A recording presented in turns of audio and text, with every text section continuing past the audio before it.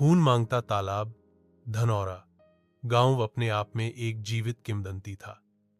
चारों ओर लहराते खेत, सरपीली पगडंडियां और दूर दूर तक फैली हरियाली, मानो प्रकृति ने स्वयं यहां अपना निवास बना लिया हो। पर इस सुंदरता के बीच एक ऐसा अभिशप्त स्थान भी था जिसका नाम सुनते ही गांव वालों की रूह कांप जाती थी। काली सरोवर। यह तालाब, जो अब काई और गंदले पानी से भरा हुआ था, कभी गांव की जीवन रेखा माना जाता था। किंतु एक हादसे ने इसकी किस्मत बदल दी थी। वर्षों पहले जब अकाल ने गांव को अपनी गिरफ्त में लिया था, तब पानी के लिए संघर्ष करते करते गांव वालों ने एक साधु की हत्या कर दी थी, जो इसी सरोवर के तट पर तपस्या में लीन था। मरते वक्त साधु ने शाप दिया, इस तालाब की प्यास अब कभी नहीं बुझेगी। हर पूर्णिमा पर इसका रक्तपान आवश्यक होगा। जो बलिदान नहीं देगा वह स्वयं छिन जाएगा। समय बीतता रहा, पर काली सरोवर का शाप जस का तस बना रहा। गांव वालों ने धीरे धीरे एक अजीब सी स्वीकृति विकसित कर ली थी। हर पूर्णिमा कोई न कोई गायब होता और अगली सुबह तालाब का पानी फिर से सामान्य दिखता। कुछ इसे भाग्य मानते, कुछ डर कर चुप रहते। पर आरव, वह अलग था। शहर में पढ़ा लिखा, तर्कशील और आधुनिक विचारों वाला आरव अपने दादा दादी से मिलने धनौरा आया था। उसने देखा कि गांव वाले एक अदृश्य डर में जी रहे हैं। उसे लगा कि यह सब अंधविश्वास है, जिसे अब खत्म होना चाहिए।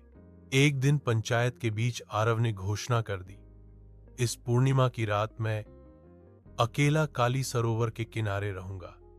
देखता हूं ये तालाब मुझे कैसे निगलता है। गांव में सन्नाटा छा गया। बूढ़ी अम्मा ने कांपते हाथों से उसके माथे पर काला टीका लगाया, लेकिन आंखों में साफ चेतावनी थी, वापस लौट आओ बेटे। पर आरव की आंखों में जिद थी। पूर्णिमा की रात आई। आकाश में दूधिया चांद अपनी पूरी उज्ज्वलता से चमक रहा था। हवाओं में एक अजीब सी गंध भर गई थी, गीली मिट्टी और सड़े फूलों की गंध। आरव ने अपने हाथ में एक मशाल ली और काली सरोवर के तट पर जाकर बैठ गया। उसके दो मित्र चंदन और सोनाली कुछ दूरी पर छुपकर उसकी निगरानी कर रहे थे। यद्यपि भय उनके चेहरों पर साफ झलक रहा था। पहले कुछ घंटे शांत बीते। केवल झींगुरों की आवाज और कभी कभी किसी उल्लू की चीख रात के सन्नाटे को चीरती थी। आरव हौंसता रहा, सोचता रहा कि गांव वाले किस मूर्खता में जी रहे हैं। पर फिर आधी रात का घंटा बजा। तालाब का पानी बिना किसी कारण के उथल पुथल करने लगा, जैसे उसके भीतर कोई भारी प्राणी हिल रहा हो। हवा ने अपना रुख बदला और अब वह किसी अज्ञात शोक गीत की तरह सीटी बजा रही थी। मशाल की लौ थरथराने लगी और आरव को पहली बार एक अजीब सी घबराहट ने घेर लिया। फिर उसने उसे देखा। पानी के बीचों बीच एक आकृति उभर रही थी, धुंधली, विकृत, परंतु स्पष्ट रूप से मानवीय। उसकी आंखें नहीं, आंखों की जगह गहरे काले गड्ढे थे, जिनसे नफरत और भूख टपक रही थी। आरव ने अपने आप को संभाला। वह चिल्लाया, मैं तुमसे नहीं डरता। अगर तुम्हें कुछ चाहिए तो बोलो। पर तालाब ने कोई शब्द नहीं कहा। उसके जल ने एक गहरी लहर उठाई और आकृति धीरे धीरे तट की ओर बढ़ने लगी। पानी अब गाढ़ा हो गया था, जैसे खून हो। दूर खड़े चंदन और सोनाली कांपते हुए सब देख रहे थे। सोनाली के दिमाग में कुछ कौंधा गांव के मंदिर की पुरानी किताबें। वह जानती थी कि वहां इस शाप का हल हो सकता है। वह तुरंत दौड़ पड़ी। इधर आरव के चारों ओर वातावरण बदल चुका था। सरसराहटें, फुसफुसाहटें और जमीन से उठती अदृश्य उंगलियां उसे अपनी ओर खींचने लगी थीं। फिर एक आवाज गूंजी, तुम्हारे पाप का मूल्य चुकाना होगा, रक्त से, जीवन से। लेकिन आरव ने हार नहीं मानी। उसने आंखें बंद कर लीं और मन ही मन दृढ़ता से कहा, मैंने कोई पाप नहीं किया।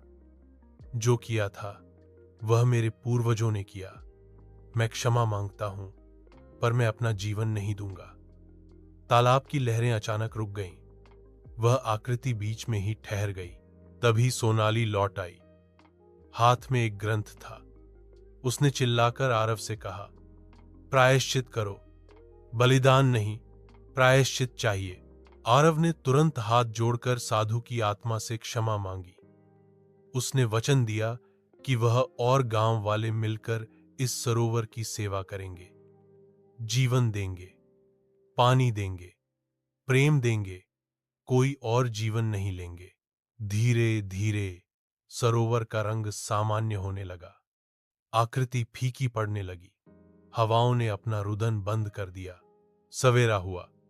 गांव के सभी लोग सरोवर के किनारे एकत्र हुए। सबने मिलकर सामूहिक क्षमा याचना की। मंदिर में भजन गाए गए। छोटे बच्चों ने तालाब में फूल बहाए। बूढ़ों ने आंखों में आंसू लिए प्रार्थना की। काली सरोवर शांत हो गया। गांव में पहली बार पूर्णिमा बीती बिना किसी के गायब हुए। लोग खुश थे, आश्वस्त थे कि अब शाप टूट चुका है। पर कहानी यहीं खत्म नहीं हुई। जब आरव आखिरी बार सरोवर के तट पर खड़ा होकर लौट रहा था, तब उसने पानी में अपनी परछाई देखी। परछाई के पीछे कुछ और भी था। एक और परछाई, उससे जुड़ी हुई मगर स्वतंत्र। और वह फुसफुसाहट फिर गूंजी। यह तो केवल शुरुआत थी। काली सरोवर सो गया था, पर मरा नहीं था। उसकी भूख को टाला गया था, खत्म नहीं किया गया था। अब भी वह किसी अगले पूर्णिमा की प्रतीक्षा कर रहा था, किसी नए रक्त की, किसी नई गलती की।